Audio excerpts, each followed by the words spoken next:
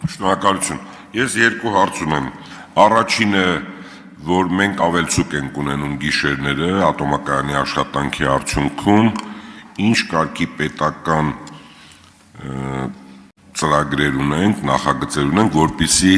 կարողանանք այդ ավելցուկը օգտագործենք մրցունակ արտադրության, մրցունակ ապրանքների, մրցունակ կազմակերպություններ ունենալու, ստեղծելու, ճանապարհ բացելու համար։ Սա առաջինը։ Երկրորդը, երբ որ դուք ասում եք շուկայից ձեռք են բերում, գինը ավելի բարձր է, քան պետությունը, երբ որ պարտավորություն է վերցնում։ Բայց դեպքում մեր ատոմակայանը ամենամեծ արտադրողն է, ինչի ինքը շուկա չի մտնում, որպեսզի դուք այդ բարձր ասելով ինչ եք ուզում ասեք, բարձր ասելով նշանակում է մենք քանդում ենք ամբողջ տնտեսությունը, ոչ մրցունակ ենք դարձնում։ Այդ բարձրի գնահատականը ճիշտ տվեք, որ մենք հասկանանք այդ որ բարձրի մասին է խոսքը, արդյոք այդ բարձր լինելով մենք մրցունակ ենք, թե մրցունակ չենք։ Այս մասին եմ ուզում, որ դուք երկու մասն էլ ասեք, շնորհակալություն։ Շատ լավ։ Երկրորդ հարցից սկսեմ, ուրեմն ատոմակայանը իր արտադրանքը շուկայական իրականության մեջ վաճառում է կարգավորվող սակագներով ուղիղ պայմանագրերի հատվածում։ Շուկան 3 հատվածից է բաղկացած, ատոմակայանը այդ մոդուլի մեջ է իր էլեկտրաէներգիան վաճառում եւ ատոմակայանին շուկայի կանոններով տրված է իրավունք, որ իր էլեկտրաէներգիայի մոտ 5-ից 10%-ը վաճառի նաեւ մրցակցային հատվածում։ Ատոմակայանի բացառապես կարգավորվող սակագներով ուղիղ պայմանագրերի հատվածում մենք տեղադրել ենք, որպեսզի ատոմակայանը ամենաէժան էլեկտրաէներգիա սակագին ունեցող հատվածն է,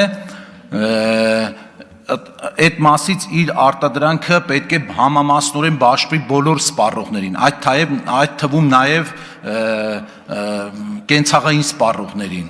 Մենք չենք կարող անմիջապես ամբողջությամբ ատոմակայանը հանել ազատ շուկա եւ ինքը այնտեղ ասենք փորձի ավելի թանկ գնով էլեկտրաէներգիան վաճառել, իսկ արդեն կենցաղային սպառողը ստիպված լինի մեծ սակագնի բեռի տակ ընկնելու։ Ամբողջ նպատակը առաջին հերթին դա է, բայց մյուս կողմից ատոմակայանի այդ 10% զորության մասը իրավունք է տրված վաճառելու օր առաջ շուկայում, որտեղ որ արդեն ըստ պահանջարկի է գները ձևավորվում եւ օր առաջ շուկայում ի սկզբանե ուզում եմ տարբերենք երկու կարևոր հանգամանք, երկու կարևոր երևույթ՝ մեծածախ շուկա եւ մանրածախ շուկա։ Այն ինչ մենք հիմա քննարկում ենք, վերաբերվում է բացառապես մեծածախ շուկայի ներկայացուցիչներին եւ մեծածախ շուկայի համար է, որ երբ որ ասում եմ կարող են ավելի թանկ գնով էլեկտրաէներգիա վաճառել, իրենց հաստատված սակագնի համեմատ իրենք կարող են այդ մրցակցային հատվածում թանկ գնով վաճառել։ Խոսքը դրա մասն է, պարոն Սուքասյան։ Արձագանք։ Գիտեք ինչ, ես կարծում եմ հետո ձեզ հետ պետք է խոսեմ, բայց մենք պետք է ճիշտ հասկանանք։ Պետք է այնպես չլինի, որ գինը բարձրանա։ Մեզ պետք է գինը այնպես լինի, որ շատերը օգտվեն եւ դառնան մրցունակ։ Սա առաջին է։ Երկրորդը, մենք հիմիկվանից պետք է մտածենք ոնց անենք մարտկոցներ ունենանք, գիշերային ժամերին այդ մարտկոցները վերցնեն, ցերեկային ժամերին բաց թողնեն էլեկտրաէներգիան եւ պետք է հասկանանք դա մեզ ինչքան օգուտ կտա։ Վերջինաշնորհ էլեկտրաէներգիայի ավելցուկ ունենք։ Շնորհակալություն։ Այո, պարոն Սուքասյան, հատկապես արևային էլեկտրակայանների մասով մենք ներկա պահին արդեն իսկ էլեկտրական եւ էներգետիկական ռեժիմները վարելու լուրջ խնդիրներ ունենք, որովհետեւ եթե թվերով խոսեմ, մինչեւ ազգային ժողով գալը այսօր 720 մեգավատ արևային կայաններն էին արտադրում, արդյունաբերական եւ տանիքների արևները, եւ այդ պահին հանրապետության սպառման պահանջարկը 680 մեգավատ էր։ Որպեսզի պատկերացնեք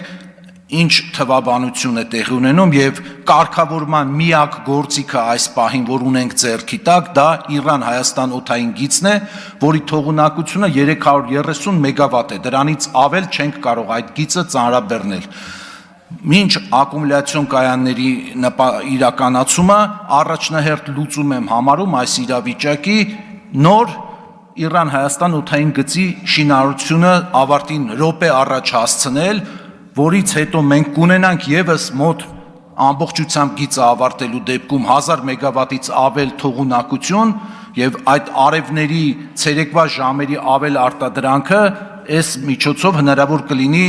մղել դեպի Իրան, մինչև ակումուլյացիոն կայանների օրենսդրական դաշտը կմշակենք, մինչև գործարար միջավայրը կներգրավի դրա մեջ եւ այդ հարցը կկարգավորվի ավելի ճկուն։